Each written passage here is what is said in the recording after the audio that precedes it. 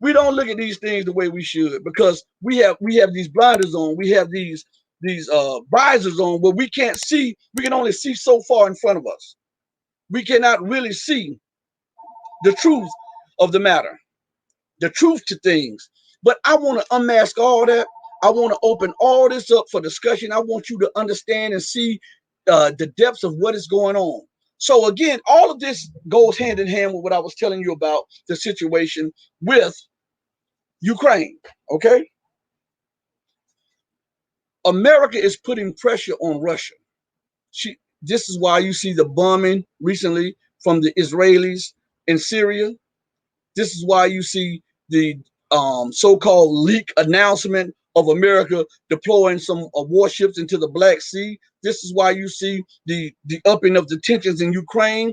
This was only done after America tried to change the equation between Russia and China. And when they could not change the equation with Russia and China, look what happened. They put a full court press on China. They continue to send warships in the South China Sea. They continue to provoke China and continue to demonize China and continue to wage an economic and a cyber war on China and a technological war on China to try to restrain China from its breakout capacity militarily and economically and technologically.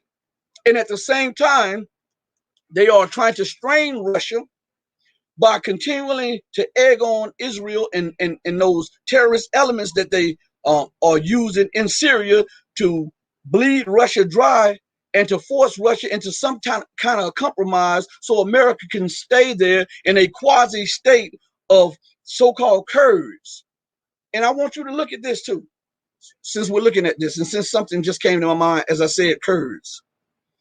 Notice America gave Kurds a semi-state in Iraq when they got mad at Saddam Hussein. And remember, they were the ones who armed and funded and trained Saddam Hussein and his military. Remember that. And they were the ones who gave him the Scud missiles that he used against Iran. They were the ones who gave him the missiles that he used against other nations. They were the ones who gave him the chemical weapons. It was America, Britain, France, and the European powers. And when they got teed off with Saddam, because he got mad with them, and they felt that he backstabbed them, and he changed the monetary system where Iran would no longer sell oil in dollars. It would sell it in euros and foreign currency. That is when they went in and invaded Iraq. And immediately after, listen to me good, I want you to understand exactly the depths of madness and wickedness that this nation does. And they do it in the name of freedom. They do it in the name of democracy. They do it in the name of patriotism and nationalism. But they're killing people everywhere. And this is not right. And someone has to speak to this, regardless of whom or what, or whom it may offend, or what may happen thereafter. So I want you to look at the seriousness of this. When they bombed Iraq, right? This is what happened. The first thing they did is go and seize the oil fields. That was the first action, to seize the oil fields. If this was so-called a humanitarian mission, as they promoted in the media, the first thing would have been to go and seize all of the neighborhoods or the medical facilities or the colleges or all of the institutions, so that the people would have a viable way to maintain government and maintain society after the war. But that's not what they did. They seized the oil fields.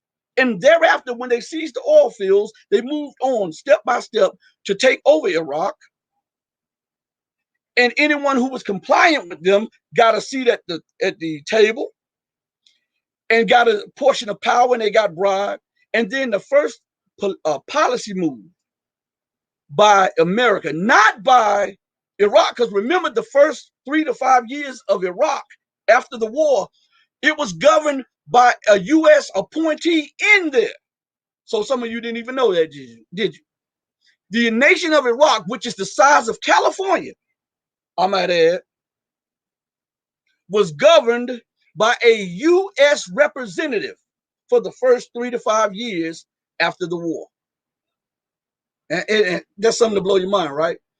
Guess what's the first policy move he made under this so-called newly minted sovereign Iraq, or nation of Iraq? They switched the monetary exchange from selling oil in euros and foreign currency back to selling the Iraqi oil in dollars, and it caused Iraq to lose billions upon billions upon billions of dollars in profits. Even though it did that, they still changed it to dollars.